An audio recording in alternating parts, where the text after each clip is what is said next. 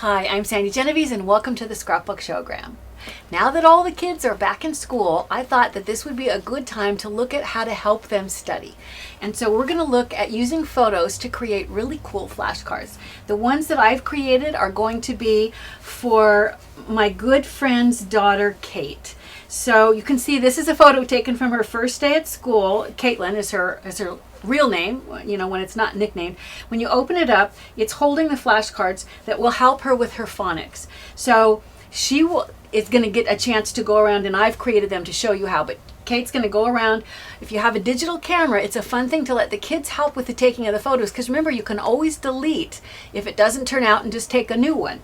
So going around the house and taking pictures of things that start with each letter of the alphabet. What's unique about this, and this is an awkward angle for me to show you, normally you would just turn it like this, so kids don't have any trouble doing this, but if I try to put my thumb over this section that's marked with a color and try to see if this is the right answer, if flower starts with the letter A, it won't come free. If I come over to here and I try to pull out where it says lemons, or where the picture's lemons, it does not want to come free. If I have my thumb in the center section with the apples, it easily pulls out, and that's because there's a notch there. And if I go to the next one for the letter B, since it's going to be books, it's going to pull free easily when I pull that card out. E is going to need to line up with envelopes, so once again I'm back to the middle, and here flowers is going to be on this end. If I go through, you can see it is. The hearts this time is going to be this end. So in any case, you're going to, and you can see that's all the more of the pages that I've had a chance to do. Now, let me slide these back in so I can show you how to build this. And we're going to talk about building the cards first.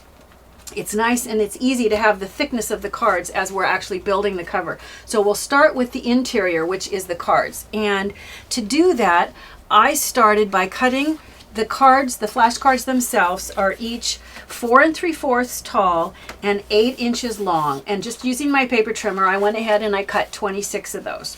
Once you have the cards, I use this because I'm going to need a quick and easy guide in order to see where to punch the holes and when it comes time to make the cover, where to mark and glue those little colored portions down. So this is the same dimension. This is 4 3/4 by 8. You can see it matches the size of the yellow cards that are actually the flashcards. But what I did here is I came in, since it's 8 inches long, the exact center is at 4 inches. So with the pencil, I just drew my 4-inch mark.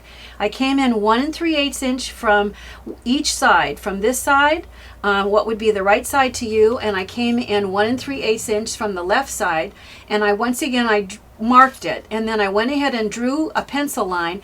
This tells me exactly where I need to place the notches for them to be placed equidistant apart on each of the flashcards. This is then what I'm going to use as I create the notch on each card. Now, in order to do that, I'm going to just tap this down so that they're lined up, and then decide, is this going to be a notch that's out of the middle? If so, I'm going to use my pencil and trace around that middle.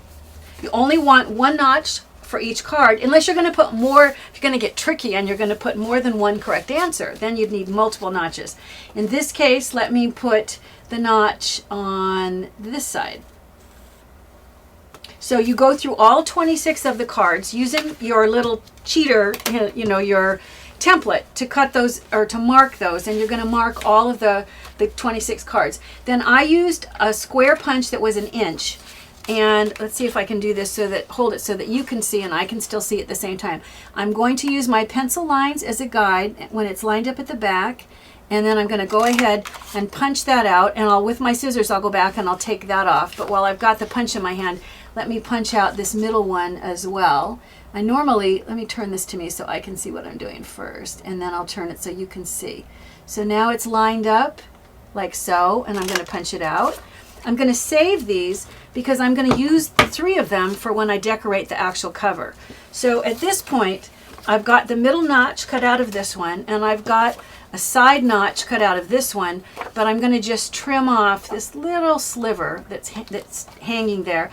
And I would stop and go back, and I would erase if there's any pencil marks showing on any of these. This one, I'm not sure if it's, yep, it was this side. I almost was right on the middle of that one. So you're going to do this for all 26 of the cards. Now to add the photos, I took photos in a smaller format. I actually took 4x6 photos, but I printed them 4 up on one sheet, which made them 2 inches by 3 inches. And then I trimmed off so that a 1/2 inch off of the sides, which gave me a really good dimension. So here are 3 of the photos that I'm going to use for this. And I created a guide because the base, the lip that folds up on, let me show you on this and you'll see what I mean.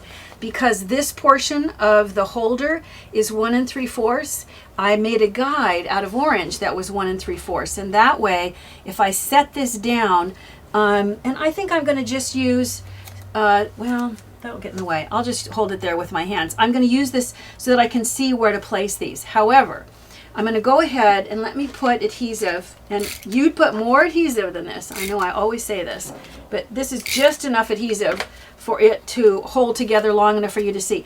I need to be sure I line it up correctly. My correct answer needs to be in the middle for this one. So I'm going to start, the first one I happen to come across is the lemons. I'm going to make sure I don't put that in the middle. So using the orange as a guide, I'm going to come in, and this photo is just 2 inches by 2.5 inches is the dimension. And I'm coming in, I don't know, maybe 1/8 of an inch from this edge. And then using this as a guide, I'm laying it down. And then I'm going to take, here's the flowers. I'll come in, since this one also needs to not be in the middle because it's not going to be the correct answer. Using this as a guide, I'll come in about, once again, 1/8 of an inch from this edge, and then lining it up with the orange. I'll place that down. What that leaves is the apples, which do need to be in the middle. And now I'm going to space this equidistant so that the yellow card showing through is just about the same amount from both sides. And that way you don't even have to measure. You just, this is how you're going to get the card, so that when you place the card into the holder, the photo will be exposed and just in a good position. However, you need now to let her know what you're asking. In this case, because this is the notch that's cut out, we need to ask her something about the photo that's in this middle position. So I'll just use stickers, and I'm going to take and use, let me bring up, here's an uppercase. I'll do an uppercase A. If I can get this loose. And I'll pull this off and place the uppercase A, and then next to it I'll pick, this is, I like this one, a lowercase a. And if they've learned how to do their alphabet letters differently, I mean, if they're reading, sometimes books show them this way, but you can get sticker alphabets where the lowercase letters will match the way the kids actually print them. So at this point, you're telling her that you're looking for something that starts with the letter A, which in this, of these 3 choices, is the apples, and that means that the notch needs to match there. You're going to go ahead and do the same thing for all the letters of the alphabet, and when they're all done, now let's look at creating the holder. So I'll bring up the paper for the holder, and I'll give you the dimensions. I started the overall dimensions of the whole thing. I started by making this 12 inches because I know if you're using scrapbook paper that 12 inches is an easy length to find. So it's 12 inches this way, and it is 9 1/4 inches this way. Now you're going to come in, and I've already folded this a little so you can see a little easier to see my score lines. You come in 1 3/4 and you do a score, and then 1/4 inch and you do a score. So that if I lightly fold this up, you can see this is 1 3/4 and this is 1/4 inch. Then from that last score, you're going to go 4 7/8 and make another score, and then another 1/4 inch and make the final score.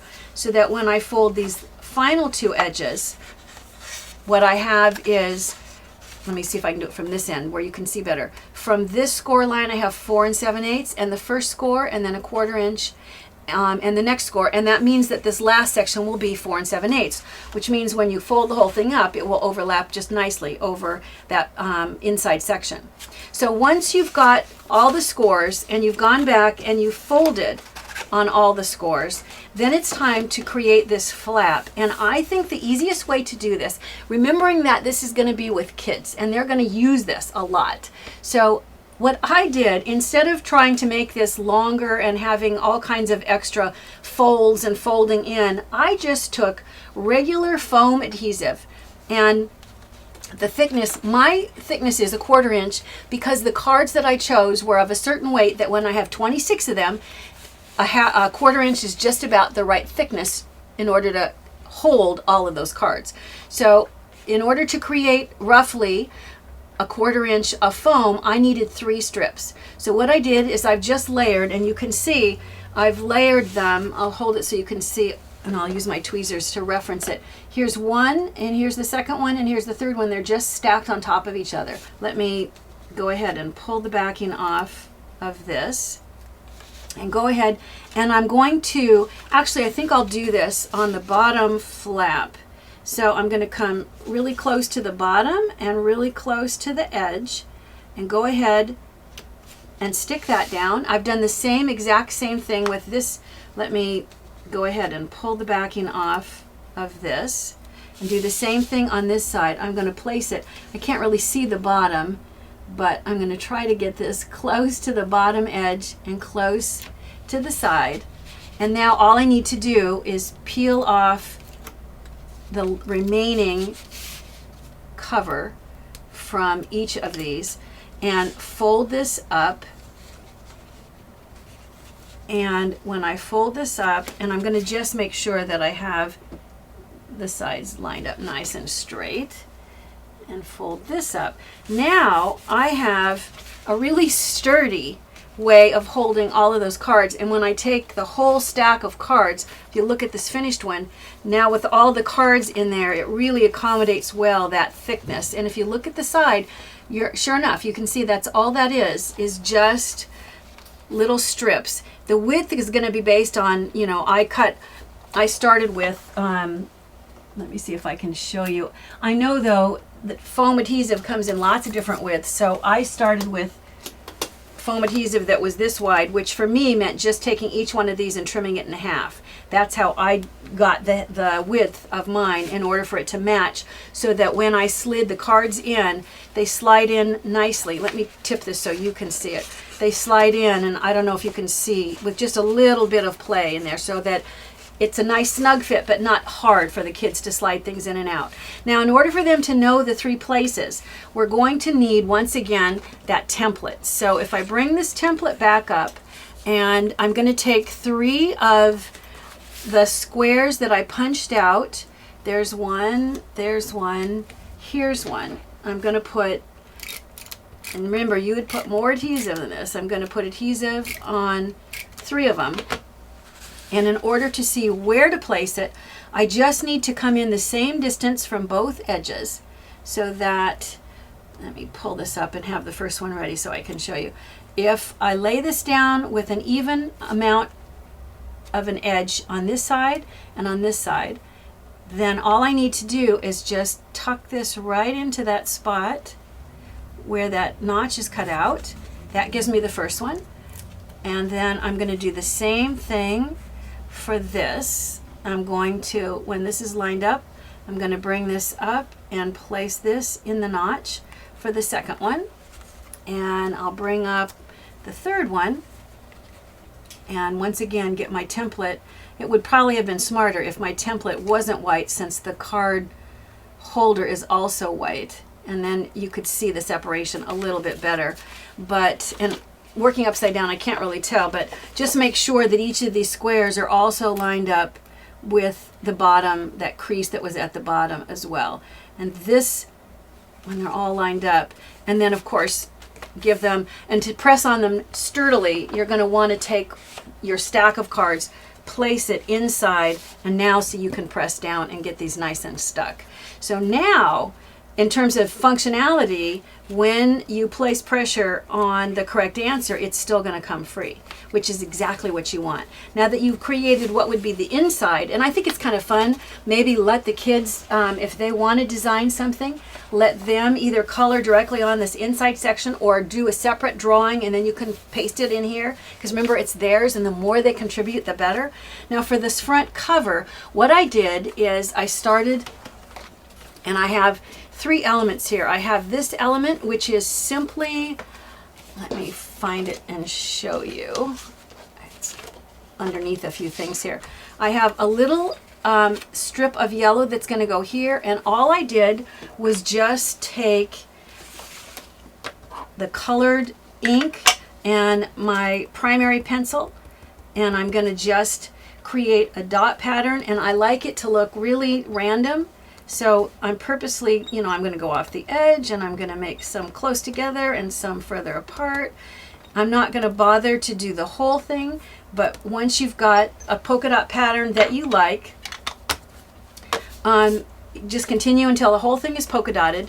This is going to get positioned on the edge, and then I've gone back and I've added a little strip of checkered paper that goes next to it, and then a photograph of Caitlin from the first day of school that's going to tuck into this edge, and after it's all glued down, I just went back with a pen and drew a little key line right around the photo itself.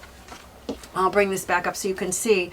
So here is the polka dotted yellow paper, here's the checks, and then I've gone ahead and I've glued down, that's glued down together. So I've glued down the photo and then just used a little black pencil line, or pin line around the edge in order to complete the cover. And then once again, you're ready to go. This is such a fun way to help your kids and your grandkids learn their phonics. They will love taking the photos, and they will surely love playing with the flashcards.